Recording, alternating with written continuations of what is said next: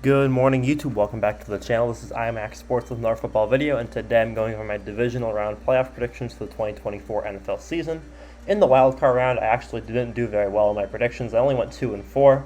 I got the Lions game correct, and I got the Bills game correct. I really wanted to pick Tampa, but I just didn't believe in Baker Mayfield's consistency, even though I also didn't believe in the Eagles' offense. With the Cowboys game, the Packers I think I underestimated how much momentum the Packers had going into the end of the year. I underestimated the cold in the Miami game, and then in the Browns-Texans game, I just underestimated how good C.J. Stroud actually was. But with that being said, let's get into this week's predictions. First off, what I'm going to be doing for each game is I'm going to be doing a statistical comparison of the teams, and then I'm going to be going over my score predictions. So for the Ravens-Texans game, the Ravens are currently 13-4. The Texans are 11-7. The Ravens are 10-4 against teams over 500, while the Texans are 7-4. But the Ravens with Lamar are 10-3 because Lamar did not play in the Steelers game. So the Ravens do have the edge against teams over 500, but the Texans are no joke against over 500 teams.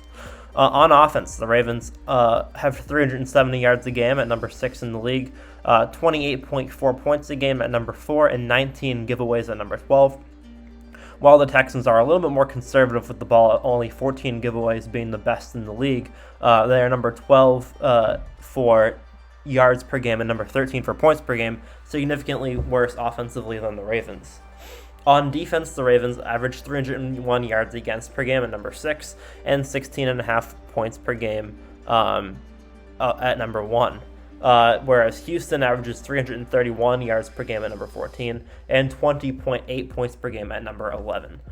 24 takeaways for Houston and 31 for the Ravens on the season. The Ravens being the best in the league at takeaways and the Texans being the best in the league at conserving the ball give them very similar turnover differentials, with the Ravens around 12 and the Texans around 10. I don't think that turnovers will be a huge factor in this game, but whoever does win the turnover battle may win the game. I think that overall, this game, there will be enough turnovers in this game, I think that there will be enough turnovers in this game that it will be negligible, but I think that whoever wins the turnover battle should have a good advantage in the game. The Ravens have had a significantly harder schedule. Their opponents are 156 and 133 on the season, whereas Houston's opponents are just 145 and 161 on the season. Also, one other thing to note is that the Ravens are averaging plus 12 in their point differential, and Houston is averaging plus 1.5. So even though Houston is in the above average on both points per game and on offense and defense, because the Ravens are so high on offensive and defense points per game, they're averaging plus 12, and the Texans are averaging plus 1.5. So with that being said, I have the Ravens winning this one 24-20. I think that it will be a defensive battle. Again, I think there will be a lot of turnovers, and I think that although both of these teams have very proficient offenses, I think that both of these teams have won the most of their games when their defense plays well. Houston did win a couple of shootouts so far this season, but I think that when against good teams, usually they play best when their defense plays well. And last week against the Browns, the Texans offense had a lot of points, but their defense also only allowed 14. Next, we have Niners-Packers for our Saturday night game. The Niners are 12-5 on the season, where the Packers are 10-8.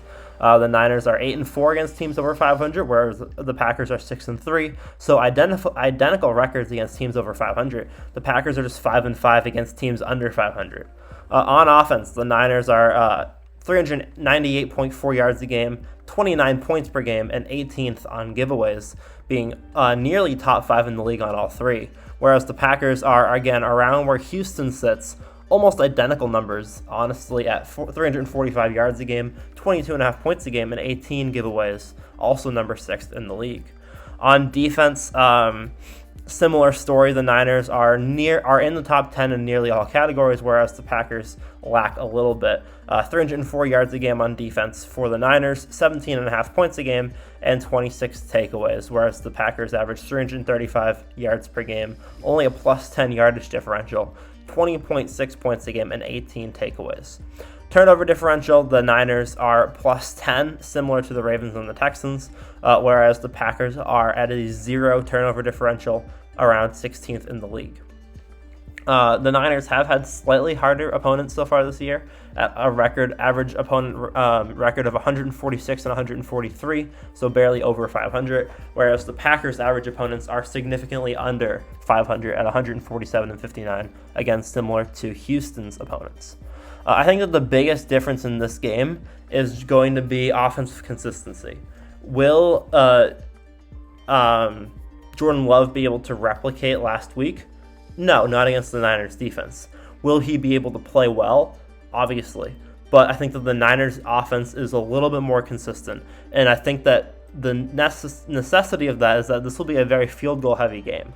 Both of these teams are very good at moving the ball, but neither of these defenses allow a lot of points. I think that this will be a high field goal game. The Niners are going to get more done in the red zone, winning 20-16 with 2 touchdowns as opposed to the Packers' 1. Next, we have Lions-Buccaneers for our Sunday afternoon game. The Lions are 12-6, and the Buccaneers are 10-8. The Lions are 4-4 against teams over 500, whereas the Buccaneers are 6-3. They're just also similar to the Packers, 4-8 against teams under 500. On offense, they have 395 yards per game, 27 points, and 23 giveaways for the Lions, whereas the Buccaneers are considerably worse in all offensive categories. 313 yards a game, nearly 100 yards less, 19 points a game, nearly 10 points less, and 28 giveaways, which is even more than the Lions' below average ball conservation. On defense, we have 336 yards a game allowed by the Lions at 19, 23 points per game allowed by the Lions at 23, and 18 takeaways. 23 takeaways at number 18. The Texans' defense is much more formidable. It's worse on yardage, but on points per game, it only allows 18, and on takeaways, they've taken away the ball 18 times. The Buccaneers are plus 8 on turnover differential, which has been the biggest difference for them this season, whereas the Lions have an equal turnover differential. I think that the Buccaneers will play a very strong game, and I think that they will probably win the turnover differential. But I think that this will come down to whether or not Tampa can move the ball. I think that the Lions will move the ball no matter what. But Tampa's defense is good, but the Lions can move the ball against them. And the Lions' red zone offense is so good that even though Tampa has a very good bend-and-don't-break style of defense, I think that the Lions will figure it out fairly effectively.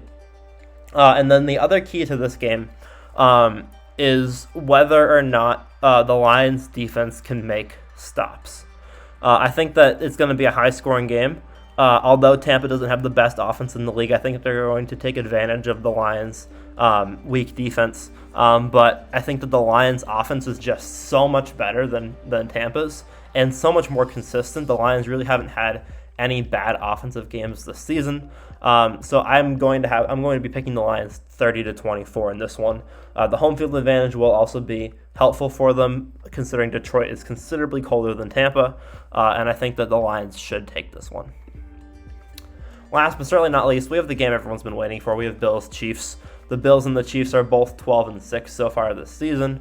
6-3 versus 500 teams for the Bills. 4-4 versus 500 teams for Kansas City.